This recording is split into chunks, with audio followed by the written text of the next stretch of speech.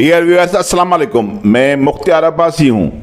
मैं आज एक ऐसी वीडियो बना रहा हूँ जो बहुत बड़े सवालात हैं इन हुक्मरानों से, सिंध के हुक्मरानों से, खास करके सिंध के चीफ मिनिस्टर सैयद मुराद अली शाह साहब से। मुराद अली शाह साहब कहता है कि मैं इरिगेशन आपाशी का माहिर हूँ और वो आपाशी का मिनिस्टर भी रह चुका है, लेकिन वो अमीर लोग हैं, वो कुर्सी पर बैठे हैं, वो चीफ मिनिस्टर हैं, तो जाहिर है उनकी बात मानी जाएगी, उनको वाकई लोग समझेंगे कि वाकई ये बहुत ज़हीन है। हम गरीब लोग हैं, हमारे पास ना कुर्सी है और ना ही हमारे पास कोई पैसा है, लेकिन हम ये दावा करते हैं कि हम पानी के मामले में इनसे ज़्यादा, कम से कम इनसे ज़्यादा समझते हैं। हमारा वास्ता खैरपुर नाथन शाह से है। हम समझते हैं कि बलूचिस्तान का पानी जब आता है तो उनको रास्ता कैसे दिया जाता है। हम 1976 से लेकर 2022 तक हमें मुकम्मल तजर्बा है। 1976 में जब शहीद जुल्फ़िकार अली भुट्टो वज़ीर आज़म था तो उस वक्त भी बलूचिस्तान से इससे भी दुगना पानी आया था, लेकिन भुट्टो साहब की जहानत और भुट्टो साहब का विजन जो था, उन्होंने पानी को रास्ता दिया और जोई बराज को कट लगाया और फिर मंशर को कट लगाया और वो पानी बह गया। हालांकि वो पानी इस पानी से ज़्यादा मज़ीद था। तो मैं बात करता हूँ कि हम गरीब लोग हैं, लेकिन हमारे पास एक्सपीरियंस है, हमारे पास इल्म है, हमारे पास जो है वो दलाइल हैं। हम आज दलाइल से ये वीडियो बना रहे हैं। बस आपको हम एक गुजारिश करते हैं कि इस गरीब की ये वीडियो ज़रूर देखें, आखिर तक देखें, आप सुने। मैं दलाइल से बात करता हूँ। मुझे जाहिर है मेरे दलाइल के जवाब वज़ीर आला साहब नहीं देंगे, मेरे सवालात के जवाब ये हुक्मरान नहीं देंगे, लेकिन मैं इस वीडियो के ज़रिए सवालात करना चाहता हूँ जो मैं आपके साथ, आपके पास ये सवालात रखता हूँ। पहली बात तो ये है कि 1 महीने के तूफ़ान के बाद वाज़ेह नज़र आता है कि इनके पास पानी के निकास का प्लान नहीं था और ना ही चीफ मिनिस्टर अब ये इस वीडियो में पूछ रहा है कि क्या करना चाहिए, और शहबाज शरीफ को भी पता नहीं है। बिलावल तो बिल्कुल गूंगे नज़र आ रहे हैं, हालांकि ये इनका आबाई हल्का है। तो बात ये है कि जब 1 माह पहले मौसमियात खातों वालों ने कहा था, क्या उन्होंने नहीं कहा था कि इतनी बरसात पड़ेगी, ये होगा? इनको 15 दिन पहले पता था कि बलूचिस्तान डूब गया है, वहाँ से पानी आ रहा है। मैं दलाइल के साथ भी ये बात कहता हूँ कि पानी को दुनिया की कोई भी ताकत नहीं रोक सकती। जब तक आप पानी को रास्ता नहीं देंगे तो पानी आपको जो है वो डूबेगा आपको। तो मैं खैरपुर नाथन शाह से वास्ता रखता हूँ। तो इनकी नालायकी की वजह से, इनकी जो जहालत है, इनकी वजह से ये खैरपुर नाथन शाह डूबा है। ये कहते हैं कि हमने मेहर को बचा लिया। मेहर को तुमने बचा लिया, मेहर को तुमने नहीं बचाया। तुम तो मेहर को डुबाना चाहते थे। मेहर के शहर को अगर बचाया है तो मेहर के शहरियों ने बचाया है। तो मैं ये सवाल करता हूँ कि आज जब आपने मंशर झील को कट दिया है, हम 1 महीने से कहते आ रहे हैं कि मंशर झील को कट लगाओ, मंशर झील को खाली करो। उधर अगर मंशर झील को 20 दिन पहले कट दिया होता तो नुकसान भी कम होता और मंशर खाली हो जाती। फिर जो बलूचिस्तान से पानी आ रहा है वो सीधा उनको पानी को रास्ता मिल जाता था और थोड़ा नुकसान होता, लेकिन थोड़ा नुकसान हो जाता और ये खैरपुर नाथन शाह नहीं डूबता, ये जो अपना है ये मेहड़ नहीं डूबता, ये वारे नहीं डूबता।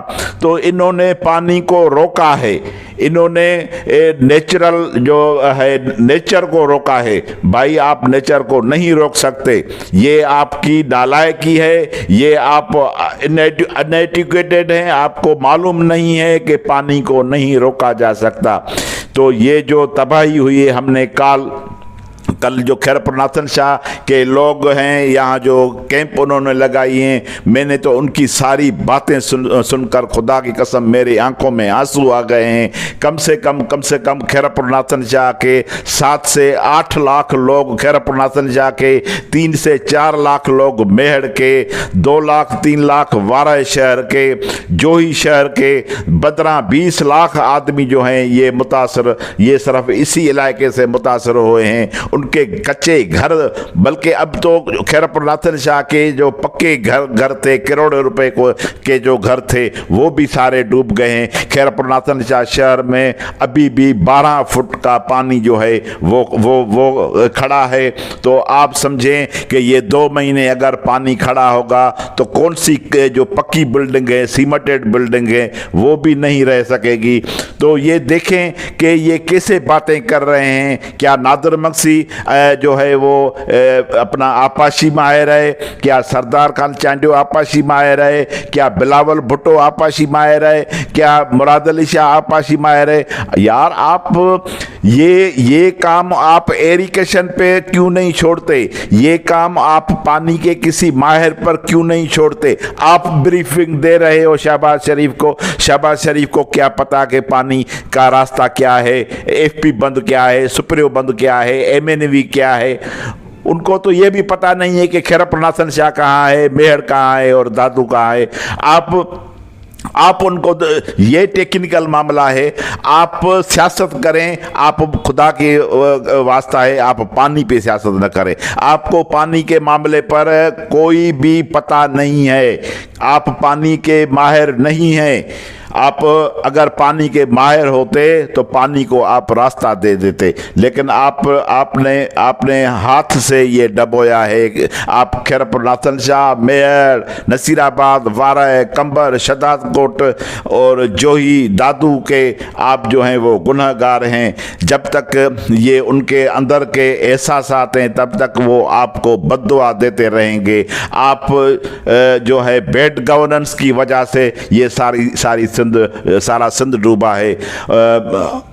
और मैं दूसरी बात करना चाहता हूं कि ये जो बलूचिस्तान डूबा है ये इन डैमों की वजह से टूटा है, जो तबाह हुआ है। तो अभी ये बात भी वाज़ेह हो गई है कि इस सैलाब को कोई भी डैम नहीं बचा सकता। तो डैम हल नहीं है सैलाब का। तो ये जो अभी बकवास शुरू हो रही है कि ये अगर डैम होता तो ये सैलाब नहीं आता, सैलाब का किसी भी तरह से जो है वो डैमों से वास्ता नहीं है। तो मैं ये जो वीडियो आपके साथ पेश कर रहा हूं वो मैं सिर्फ आखिरी तक में ये सवाल करना चाहता हूं कि 2010 में जो फ्लड आया था, हाई फ्लड था, वह तो उस वक्त भी खैरपुर नाथन शाह डूबा था।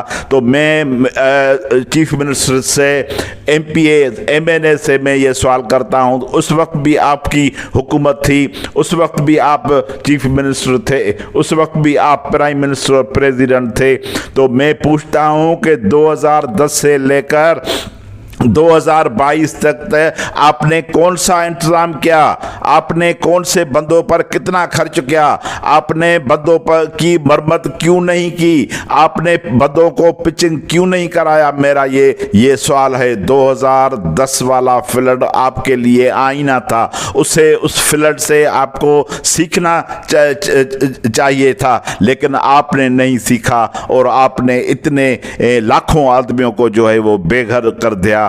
अभी मुझे पता है कि ये रिहेबिलिटेशन नहीं होगी, गरीबों को घर आप नहीं बना के दोगे। ये इस इमदाद से भी जो है ये 90% आपके जेबों में चले जाएगी। और ये जो आपके फोकल पर्सन हैं, आपके जो एमपीएस, एमएनएस, जो मिनिस्टर हैं और जो ब्यूरोक्रेट्स हैं, जो कामोरे हैं, ये सारे उनके पास चले जाएंगे। आवाम को अगर कोई मिला तो कोई वो 5% को 2% मिल जाएगा, सिर्फ दुनिया को दिखाने के लिए कि देखो हमने जो है ये इतना दे दिया।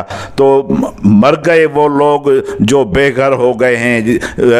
कहाँ है इतना गरीबों के पास पैसा को वो दोबारा अपना घर बना सकेंगे। तो ये मेरी वीडियो जो है ये बहुत सवालात पैदा करती हैं। मैं ये वीडियो उर्दू में इसलिए बना रहा हूँ कि पाकिस्तान के जो भी लोग हैं वो हमारी इस बात को सुने कि हम सिंध जो हैं ये इनकी बेड गवर्नेंस की वजह से, इनकी जो जहालत की वजह से, इनकी जो अनएफिशिएंट की वजह से ये सिंध जो है ये भुगत रही है। वरना ये कोई भी कुदरती डिजास्टर नहीं था। 1976 में भी इतनी बरसातें पड़ी थी, 1997 में पड़ी थी, 2010 में पड़ी थी, तो लेकिन इतना नुकसान नहीं हुआ।